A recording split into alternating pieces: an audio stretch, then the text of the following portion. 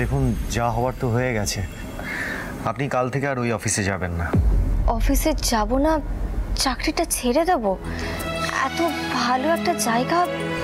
দেখুন, আপনার যা ট্যালেন্ট আছে, আপনার যা রেজাল্ট আছে, আপনি অন্য কোথাও চাকরি পেয়ে যাবেন। অন্তত এর থেকে ভালো কোথাও চাকরি পেয়ে যাবেন আপনি। চাকরিটা আমি ছাড়বো না সৃজন।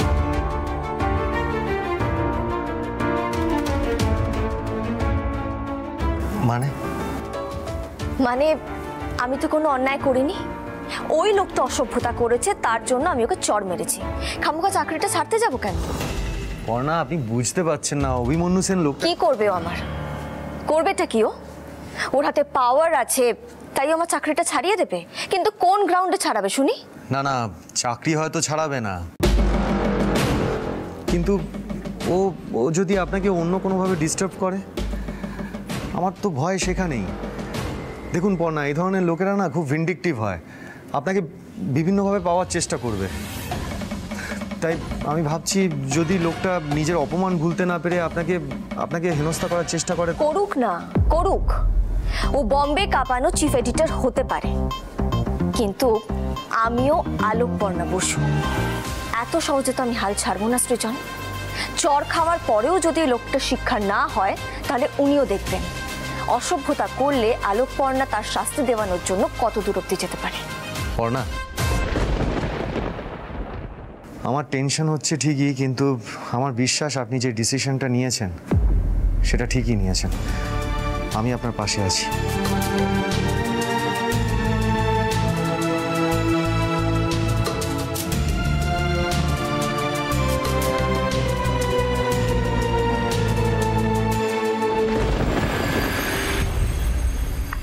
টাটা অভিদা, কাল বিকেলে নিতে এসো কিন্তু। কটা বাজে রে? হ্যাঁ, এদিকে এদিকে এদিকে এদিকে এদিকে। ঘড়িটা দেখেছিস? রাত্রি 11:30 বেজে গেল। এতক্ষণ ধরে কোথায় গাবজাল দিচ্ছিলিস? আড্ডা মারতে গেছিলিস? তোর এই শিয়াল পণ্ডিত অভিদা তোকে ঘড়ি দেখতে শেখায়নি নাকি? পড়তে গেছিলাম তো, মাকে বলে গেছি তো। মাকে বলে গেছিলিস? আমরা লেখাপড়া করিনি নাকি? এইভাবে চলতে থাকলে তো আবার কারোর বাড়ি ডাকাতি করতে গিয়ে ধরা পড়বি। মানে দুবার ফেল করা ছেলের এমন পড়ায় মন বসে গেল যে রাত্রি 11:30 অব্দি তুই লেখাপড়া করছিলি? সত্যি করে বল বুবাই, কোথায় গেছিলিস? নাহলে কিন্তু পিঠ দিয়ে ছাল ছাড়িয়ে নেবো আজকে, বলে দেয়া। সত্যি বলছি, আমি টেস্ট পেপার সলভ করতে গেছিলাম তো। চোখে মুখে মিথ্যা কথা বলা। আরে আরে দাদা দাদা, কি করছিসটা কি? ও তো ঠিকই বলছে, সত্যিই তো বলছে, পড়তেই তো গেছিল। সকালেই তো অভিজিৎ বলে গেল যে ওকে নিয়ে টেস্ট পেপার সলভ করতে নিয়ে যাবে। অদ্ভুত, এটা ভালো মাস্টার পাওয়া গেছে, ছেলে পড়াশোনায় মন দিচ্ছে, কোথায় উৎসাহ দিবি, সাপোর্ট করবি, তা না বকাবকি করছিস।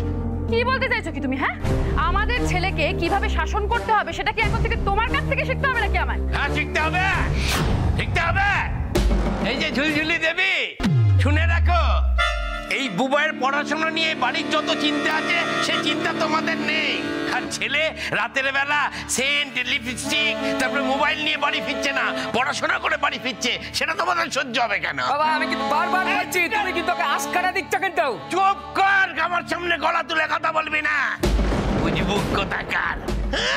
ওর ফেল করা নিয়ে তুই জ্ঞান দিচ্ছিস? তুই কোথাকার দিগ্গজ রে? শুনে রাখ, ও অভিজিতের কাছে পড়তে যাবে। রাত্রির 12টা হোক, 1টা হোক, ও পড়তে যাবে।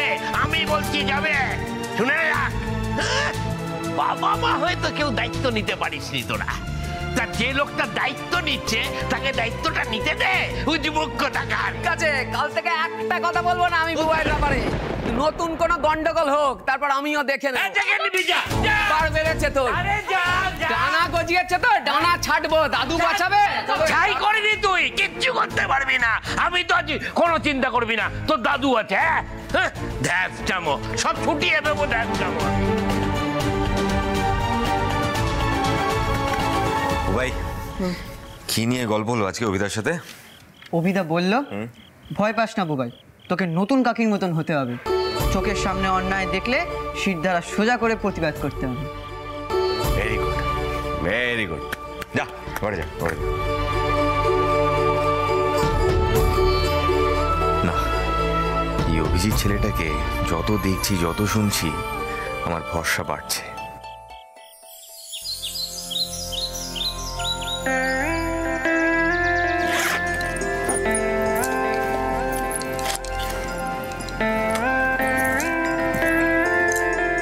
একদম পারফেক্ট আছে। পর্ণা, আপনি রেডি? হ্যাঁ, এই তো আমি রেডি। শুনুন, আমি অফিসের বাইরে ওয়েট করব। কোনো ঝামেলা হলেই আমাকে জাস্ট একবার ফোন করবেন। ওই বসের সব বাদরামও ঘুচিয়ে দিয়ে আসবো। না সৃজন, এই লড়াইটা আমার একার, আর এই লড়াইটা আমাকে একাই লড়তে হবে। আপনি যে সবসময় আমার পাশে আছেন, আমার শুধু এই সাপোর্টটাই দরকার, জানেন? সে তো আমি আছি সবসময় আপনাকে সাপোর্ট করার জন্য। বুঝলেন পর্ণা, প্রথমে না আমার খুব টেনশন হচ্ছিল, এটা ঠিক, কিন্তু পরে আমি ভেবে দেখলাম আপনি যে ডিসিশনটা নিয়েছেন সেটাতেই স্টিক করুন। কোনো পরিস্থিতি আপনাকে হারাতে পারবে না, আমার বিশ্বাস। আপনার আমার উপরে এত ভরসা? আমার ভরসা, বিশ্বাস, ভালোবাসা সবকিছুই যে তোমায় ঘিরে পড়না।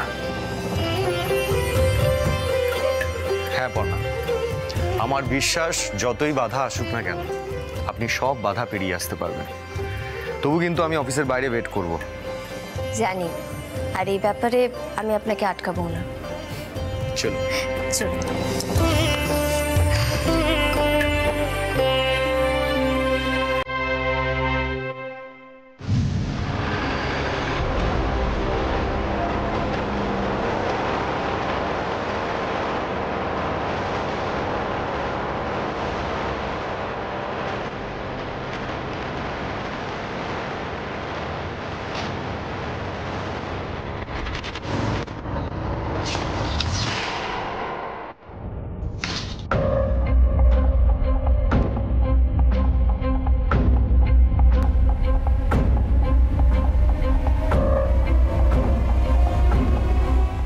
Good morning. Good morning.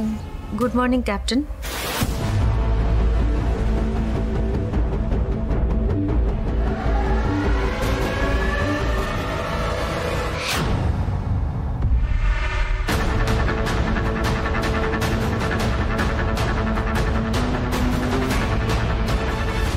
প্রথম দফায় বেঁচে গেলাম ঠিকই, কিন্তু কালকের ঘটনার পর মনে হচ্ছে পুরো কোপটা আমাদের ওপরে সেই পড়বে।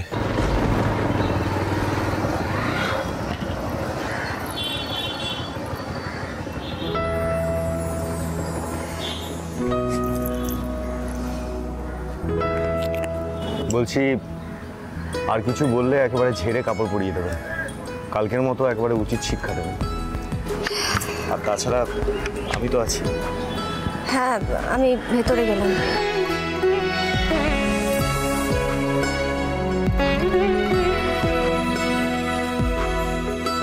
আচ্ছা সুরভিদি, তোমার কি মনে হয় পর্ণা কি আজকে আসবে? অফিসের কাউকেই এই ব্যাপারটা নিয়ে বেশি কথা বলতে দেওয়া যাবে না। শায়নি, তোমার অ্যাসাইনমেন্ট আজকে চেক করব, রেডি রেখো।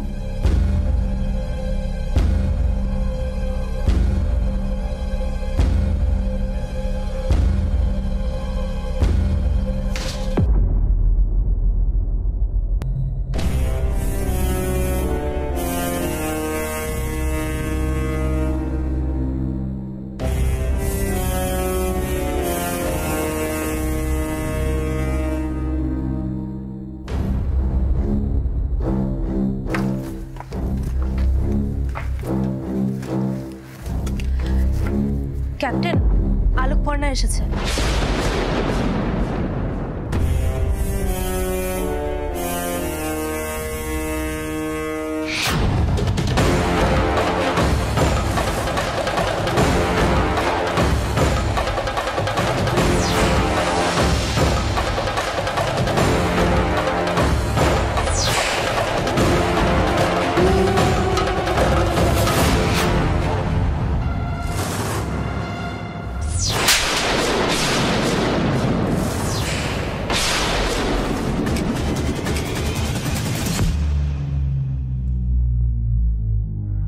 আমার যে একটু নার্ভাস লাগছে। না না, আমার নার্ভাস হলে চলবে না, ভয় পেলে চলবে না। যোগ্যতা, আমি যেন এই লোকটার চোখ থেকে চোখ না সরাই।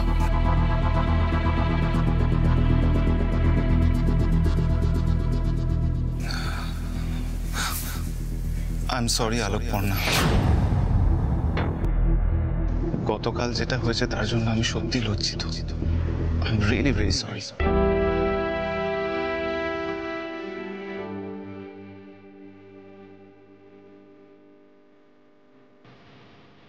আসলে কি জানো তো, তুমি না খুব সুন্দর। You are really very beautiful. সেই জন্য আমি তোমাকে অ্যাডমায়ার করি। আর সেই জন্যই গতকাল পার্টিতে আমি আমার সংযম হারিয়েছিলাম। It's a crime. এটা জঘন্য অপরাধ। আমি ভুল করেছি আলোকপর্ণা, ভুল। সেই জন্য গোটা অফিসের সামনে আমি তোমার কাছে ক্ষমা চাইছি। আমাকে ক্ষমা করে দাও। I am sorry.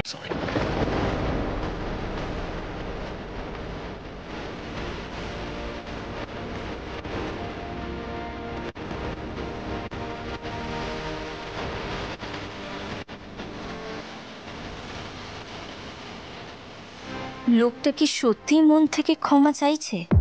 আমি বুঝতে পেরেছি পর্ণা, তুমি ভাবছো তো যে আমি মন থেকে ক্ষমা চাইছি কিনা তোমার কাছে, কিন্তু বিশ্বাস করো পর্ণা, আমি মন থেকে তোমার কাছে ক্ষমা চাইছি। I am really sorry for everything.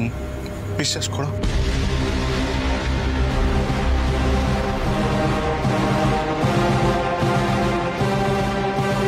আসলে কি জানো তো, সাকসেস না আমার মাথা খারাপ করে দিয়েছে, ক্ষমতা আমাকে অন্ধ করে দিয়েছে। তুমি গতকাল যেটা করেছো আমাকে চড় মেরে একদম ঠিক করেছো, একদম ঠিক। তুমি আমাকে আমার লিমিটটা বুঝিয়ে দিয়েছো।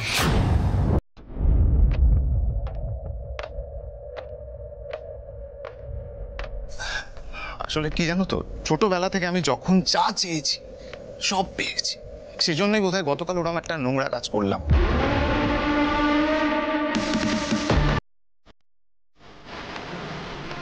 তুমি জানো, গতকাল থেকে আমি অপরাধ বোধে ভুগছি।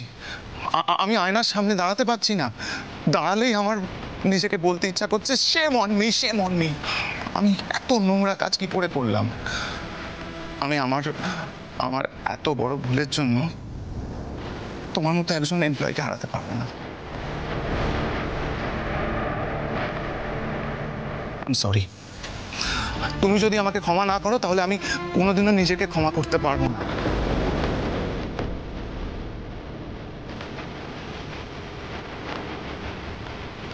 আলোকপর্ণার লাকটা তো দারুণ। ক্যাপ্টেনের মতো একজন মানুষ স্ট্রেট ক্ষমা চেয়ে নিলেন।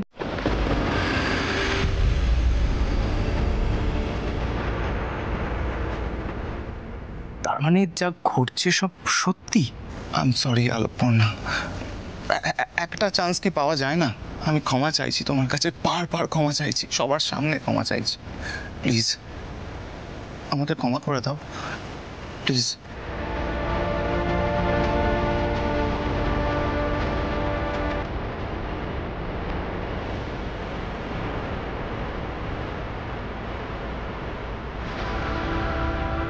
তুমি তাহলে আমাকে ক্ষমা করেছো তো? হ্যাঁ স্যার, ক্ষমা করেছি। Thank you. আলোকপর্ণা, আমি যে কি বলে তোমাকে ধন্যবাদ জানাবো, আই এম জাস্ট স্পিচলেস। তুমি আমাকে ক্ষমা করে আমার কাঁধ থেকে একটা বড় বোঝা নামিয়ে দিয়েছো। এটা আমি সারা জীবন মনে রাখবো। Let's make a fresh start. Okay? দেখুন স্যার, ভুল তো মানুষ মাত্রই হয়। আর আপনি যে ভুলটা বুঝতে পেরে সেটা সবার সামনে স্বীকার করলেন, তার জন্য আপনাকেও ধন্যবাদ। 1 সেকেন্ড, থ্যাংক ইউ।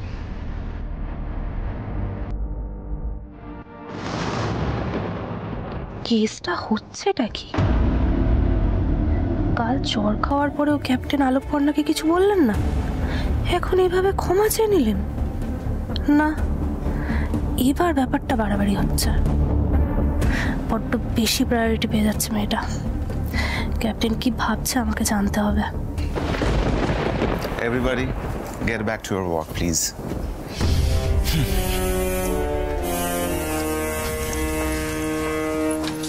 পর্ণা,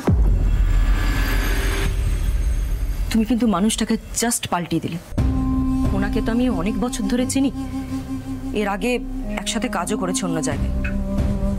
কিন্তু অভিমন্যু সেনের মতো একজন দাম্ভিক মানুষ কখনো যে কারোর কাছে ক্ষমা চাইতে পারে তাও আবার সবার সামনে। আমি জাস্ট ভাবতে পারছি না, আমি বিশ্বাসই করতে পারছি না। হ্যাঁ আলোকপর্ণা, তোমার কিন্তু সাহস আছে। কাল ওনাকে ওভাবে চড় মারার পর যে তুমি আজকে অফিসে আসবে, আমি জাস্ট ভাবতেই পারিনি। শাইনি, এ তো অফিসে আসার না আসার কি আছে বলো তো?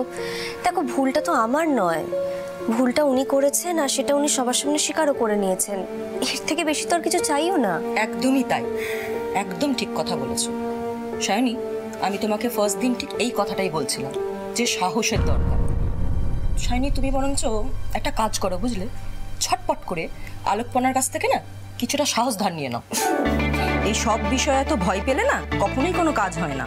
কাল রাতে খুব টেনশনে ছিলাম, মানে কি হবে কিছুই তো বুঝতে পারছিলাম না।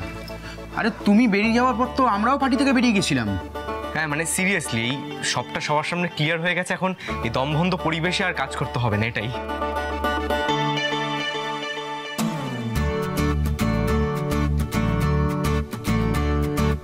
সুরভিদি, বলছি সব তো মিটে গেছে, তাহলে এবার কাজ স্টার্ট করো। কাল থেকে কিন্তু পার্টি করে কোনো কাজ হয়নি। একদম একদম ঠিক আছে, চল। হ্যাঁ চল।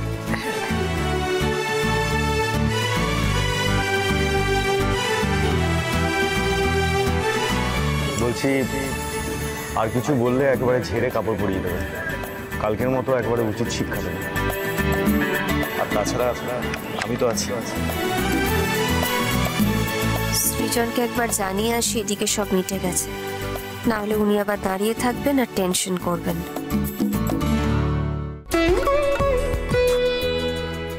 সুরভিদি, বলো। বলছি সৃজন, মানে আমার বন্ধু বাইরে একটু ওয়েট করছে, আমি একটু কথা বলে আসি। হ্যাঁ ঠিক আছে, যাও। কিন্তু শোনো, আজকে কিন্তু তোমাদেরকে কাজ দেবো, ঠিক আছে? তো তুমি ফিরে এসে সোজা আমার কাছে চলে আসবে। ঠিক আছে।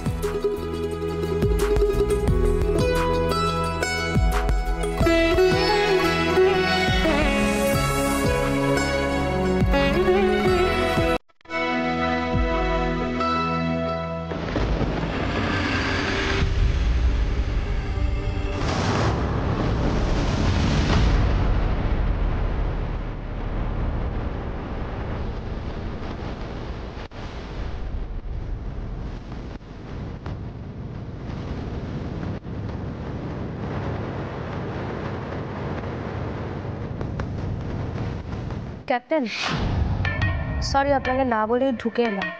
আপনি ওই মেয়েটার কাছে ক্ষমা চাইলেন এইভাবে? I can't believe this. কি বলতে চাইছো ক্লিয়ার করে বলো।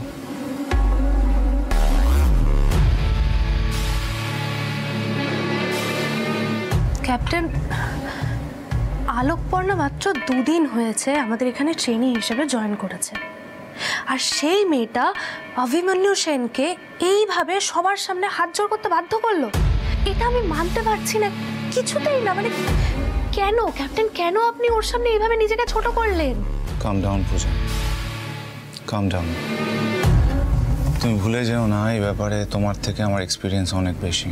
তুমি একটু বেশি এক্সাইটেড হয়ে যাচ্ছ। কিন্তু কোনো কিন্তু না, আমি যেটা করেছি খুব ভেবেচিন্তেই করেছি। এবার ওই আলোকপর্ণাকে এমন ফাঁসাবো যে ও কিছুতেই বেরোতে পারবে না সেই জাল থেকে। বেরোতে চাইবে কিন্তু বেরোতে পারবে না।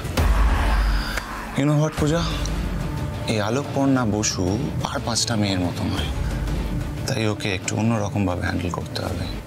আমি যদি গতকালের ঘটনাটা নিয়ে রিয়াক্ট করতাম, ঝামেলা করতাম, তাহলে আমারই ফেস লস হতো, রাইট? আমি কি করলাম? ক্ষমা চেয়ে নিলাম, এইভাবে ওর ভরসা আদায় করে নিলাম। এবার কি করে ওকে আমার বাগে আনতে হয় সেটা এই অভিমন্যু সেন খুব ভালো করে জানে। আলোকপর্ণাকে পাওয়াটা এতদিন অবধি আমার ইচ্ছা ছিল, কিন্তু এখন থেকে এটা আমার জেদ।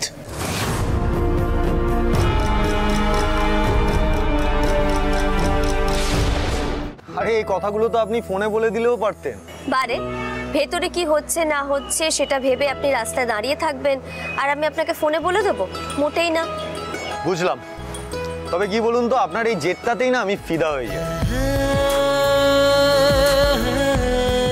আপনি সেই জন্য যাই সিদ্ধান্ত নেন না কেন, আমি আপনাকে সমর্থন করি।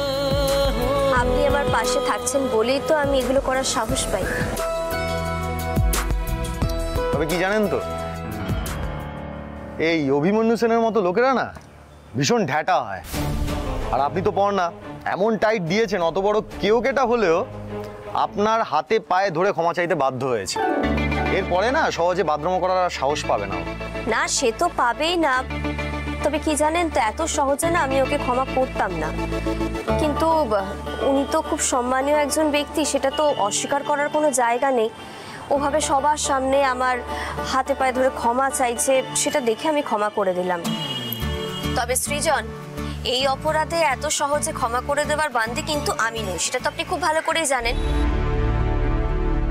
ওনাকে দেখে না আমার মনে হলো যে উনিও গিল্ট ফিলে ভুগছেন,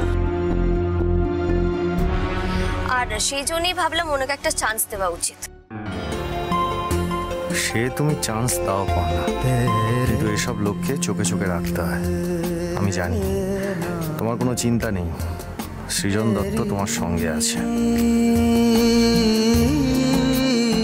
আর আমি তো আমার ক্যারিয়ারটা সবে শুরু করেছি, অফিসে সবার সাথে একটা ভালো বন্ডিংও তৈরি হয়ে গেছে। আর দেখুন, অফিসে তো আর বসদের জন্য যেতে ভালো লাগে না, ভালো লাগে কলিগদের জন্য। আর যেই কাজটা আমি করতে এসেছি সেটা করতে আমার ভালো লাগছে কিনা, আর এই সাংবাদিকতা করতে যে আমার ভালো লাগছে সেটা তো আপনি বুঝতেই পারছেন। আর কলিগদের কথা কি বলবো বলুন, ওরা কতটা ভালো সেটা তো আপনিও জানেন। আর সুরভিদির তো কোনো তুলনাই হয় না। এই তো কদিন হলো আমাকে চেনে, কিন্তু তারই মধ্যে বর্ষার ব্যাপারে আমাদের কতটা সাহায্য করলো বলুন। তবে যাই বলুন পড়না, এতে কিন্তু আপনারও ক্রেডিট আছে। মানে ওনারা আপনাকে এত ভালোবাসেন যে আপনি কিছু বললে বা হেল্প চাইলে ওনারা আপনাকে নিয়ে ভাবে। এই সৃজন, বলছি দেরি হয়ে যাচ্ছে, আপনার সাথে কথা বলতে থাকলে না আমার আর কথা শেষই হবে না। আমি বরাবর ভেতরে যাই, আজকে সুরভিদি একটা কাজ দেবে বলেছে, আর ওনার সঙ্গে থাকলে না অনেক কিছু শেখা যায়। আমি ভালো করে এখন কাজটা শিখতে চাই। ডেফিনেটলি যান যান, আপনি শিখুন। আমি আপাতত আসি। আপাতত আসি মানে? ওমা, নিতে আসবো না আপনাকে? দেখুন, সৃজন দত্ত আর যাই হোক ফাঁকিবাজ নয়। সত্যি আপনি না পারেনও বটে, জানেন। শুনুন, ফেরার পথে সন্ধেবেলায় তন্দুর চা খেতে যাব। তন্দুর চা? সেটা আবার কি? সেটা তখনই দেখবেন। এখন আসি, টাটা। টাটা।